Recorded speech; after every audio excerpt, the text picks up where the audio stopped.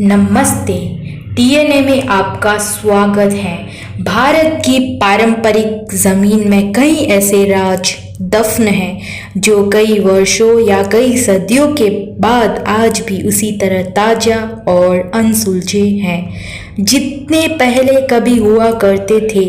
ये रहस्य कुछ ऐसे हैं जिन्हें जितना सुलझाने की कोशिश होती है ये उतने ही उलझते जाते हैं। ऐसा ही एक राज दफन है राजस्थान के एक छोटे से गांव कुलधरा के भीतर। कोई कहता है कि कुलधरा की भूमि पर सैकड़ों वर्षों से भटकती आत्माओं का पहरा है, तो कोई यह मानता है कि एक श्राप ने इस स्थान की तकदीर बदल दी। आइए जानते हैं इसके पीछे की कहानियाँ। जैसलमेर से करीब 18 किलोमीटर दूरी पर स्थित है कुलधरा नाम का एक छोटा सा गांव। कहते हैं सन 1291 के आसपास रईस और मेहनती पालीवाल ब्राह्मणों ने 600 घरों वाले इस गांव को बसाया था।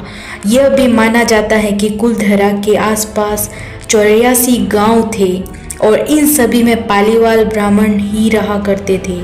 कुलधरा के मकान ये ब्राह्मण न सिर्फ मेहनती बल्कि वैज्ञानिक तौर पर भी सशक्त थे, क्योंकि कुलधरा के अवशेषों से यह स्पष्ट अंकित होता है कि कुलधरा के मकानों को वैज्ञानिक आधार से बनाया गया था। इस गांव को भूतों का गांव भी कहा जाता है। इस गांव का निर्माण लगभग 13वीं शताब्दी में पालीवाल ब्राह्मणों ने किया था, लेकिन यह 17वीं शताब्दी में घटती पानी की आपूर्ति के कारण पूरा गांव नष्ट हो गया। लेकिन कुछ किंवदंतियों के अनुसार इस गांव का विनाश जैसलमेर के राज्य मंत्री सलीम सिंह के कारण हुआ था।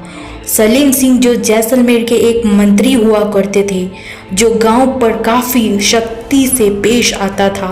इस कारण सभी ग्रामवासी लोग परेशान होकर रातों रात गांव छोड़कर चले गए, साथ ही श्राप भी देकर चले गए। इस कारण यह शापित गांव भी कहलाता है। ये गांव अभी भी भूतिया गांव कहलाता है, लेकिन अभी राजस्थान सरकार ने इसे पर्यटन स्थल का दर्जा दे दिया है। इस कारण अब यहाँ रोज़ाना हज़ारों की संख्या में देश और विदेश से पर्यटक आते रहते हैं।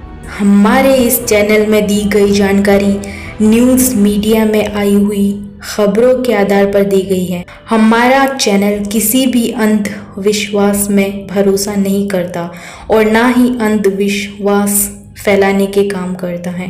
इसी तरह की रोचक खबरें देखने के लिए हमारे चैनल को सब्सक्राइब करें। धन्यवाद हमारे वीडियो को देखने के लिए।